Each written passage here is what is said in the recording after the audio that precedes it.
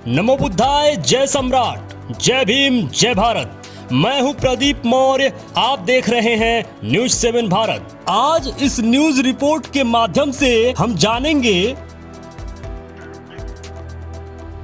पाखंडियों को नंगा करने का समय आ गया है।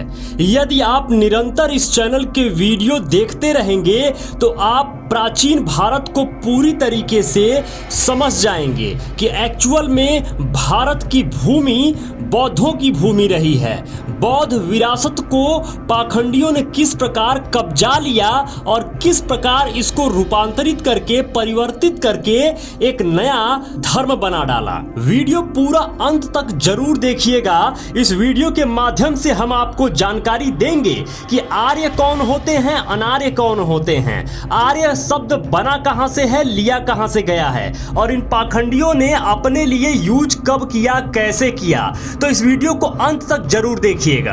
आर्य और अनार्य यह शब्द आज लोगों को काफी भ्रमित कर रहा है। आखिर करे भी क्यों नहीं।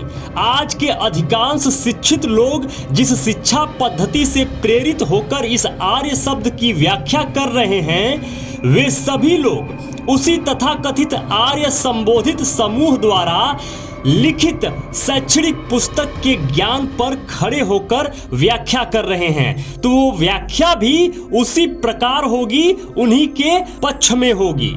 फिर उस पुस्तक में आर्य से लाभ प्राप्त वर्गों का बखान नहीं होगा तो क्या आपका बखान होगा? इस जानकारी हेतु आपको पूर्व काल में स्थापित भारत की शिक्षण संस्थानों में स्थापित भाषा पाली में आर्य का अर्थ को जानना होगा और साथ ही इस आर्य शब्द का उपयोग भी जानना होगा। तो इस वीडियो के माध्यम से हम जानेंगे कि यह आर्य शब्द प्राचीन भारत में जब पाली भाषा बोली जाती थी सबसे पहले, तो उस समय इस आर्य शब्द का मतलब क्या था। आइए भारत की समृद्ध भाषा पाली अनुसार आर्य का अर्थ और उसका महत्व को जानने का प्रयास करते हैं। सर्वप्रथम आप लोग इस बात पर गर्व करें कि समृद्धशाली पाली भाषा द्वारा लिखे गए शब्दों में र का संयुक्त प्रयोग नहीं होता था। समृद्धशाली पाली भाषा द्वारा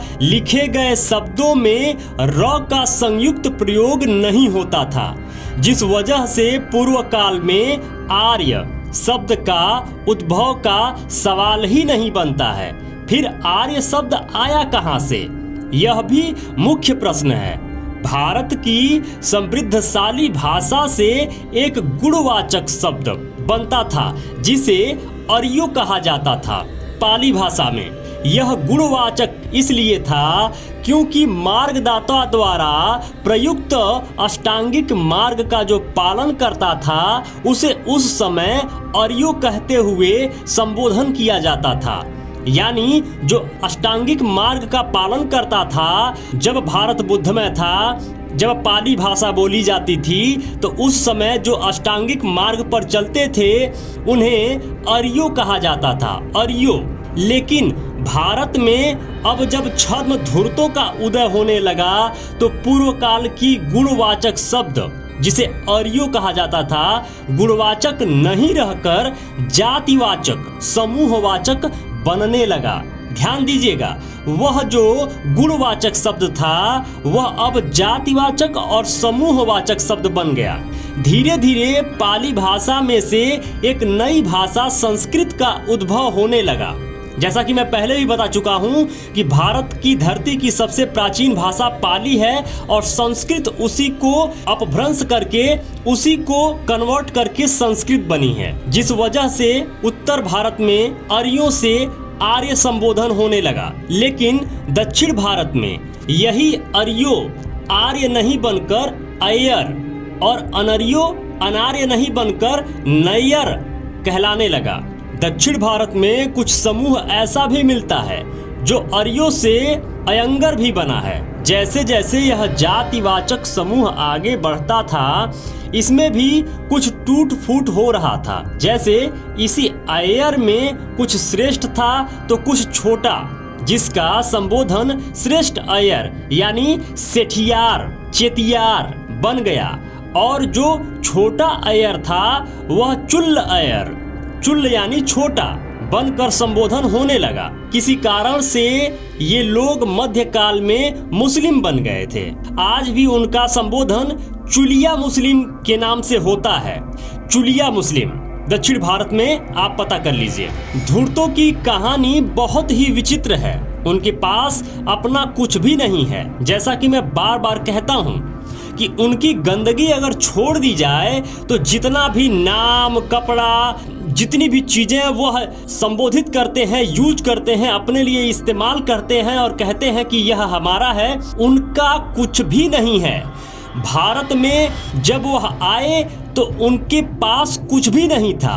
वह यहीं की विरासत को कन्वर्ट करके, बदल के अपना कहने में कामयाब हुए। सब कुछ आपका है, आपकी भारत की पूर्वकालीन विरासत का है, आपकी समृद्धि का है। बस अंतर इतना है कि वह धूर्त परजीवी समूह है जिसको जब जैसा महसूस होता है तो वैसा बनकर लिखित पुस्तकों द्वारा अपने आप को साबित कर देता है, उस पर अपना कब्जा दिखा देता है। मेरे मूल निवासी मित्रों, मेरे बौद्ध मित्रों, मेरे भारत के मूल निवासी मित्रों, आज समय आ गया है। उनके पास जो भी है वह सब आपका है। उनकी गंदगी छोड़कर उनसे सब छीनते हुए धूर्तों को नंगा करने की जरूरत है। मैं फिर से कहना चाहूंगा, उनके पास जो कुछ भी है, उनकी गंदगी को छोड़कर उनसे सब कुछ छीनते हुए उनको नंगा करने की जरूरत है। सब कुछ भारत की उस महान विरासत, बुद्ध विरासत से ली गई चीजें, चाहे वो शब्द हो या फिर मंदिर या मूर्तियां, हर वो चीज जो उन्होंने अपना बना लिया, जबकि उनका इस देश में कुछ भी नहीं है, कुछ गंदगियों को छोड़कर। तो मेरे मित्रों, आप अगर भारत के असल इतिहास को जानना चाहते हैं तो इस चैनल पे लगे अन्य सभी वीडियोज को जरूर देखें, जिससे आप समझ पाएंगे कि भारत का एक्चुअल और रियल इतिहास क्या है, कब कैसे इन पाखंडियों ने खेल खेला और भारत की उस प्राचीन विरासत को किस तरीके से रौंद डाला, समाप्त कर डाला, परिवर्तित करके अपना बना डाला। तो इस चैनल पे लगे अन्य वीडियोज को जरूर देखिए। और मेरे मित्रों, अगर आप चाहते हैं कि मेंटली रिलैक्स होना चाहते हैं तो सिहॉक मेडिटेशन सेंटर पे आप जरूर जाएं। सिहॉक.com पे विजिट करें। सिहॉक.com पर जाकर आप देखें कि सिहॉक मेडिटेशन सेंटर में कौन कौन सी सुविधाएं हैं। वहां जाकर अपने आप को एक नई ऊर्जा और एक नए उत्साह के साथ रिफ्रेश होकर फिर से इस नए दिशा में काम करना शुरू करें। मेरे मित्रों, यदि आप चाहते हैं कि हम और हमारी टीम इसी तरीके से रिसर्च करते रहें, इसी तरीके से आपके लिए कंटेंट बनाते रहें, तो प्लीज निवेदन है, डोनेशन जरूर करें। स्कैनर स्क्रीन पर लगा हुआ है, स्कैन करके डोनेशन जरूर करें। जो भी मित्र अभी तक इस चैनल को सब्सक्राइब नहीं किए हैं, प्लीज निवेदन है, अभी के अभी चैनल को सब्सक्राइब कर लीजिए। लाइक करके हमारा उत्साह जरूर बढ़ाया करिए। कमेंट बॉक्स में जरूर लिखा करिए कि ये वीडियो आपको कैसा लगा। जो भी मित्र अभी तक इस चैनल पर बने हुए हैं, ये वीडियो देख रहे हैं, आप सबको बहुत बहुत मंगल कामनाएं। नमो बुद्धाय, जय भारत।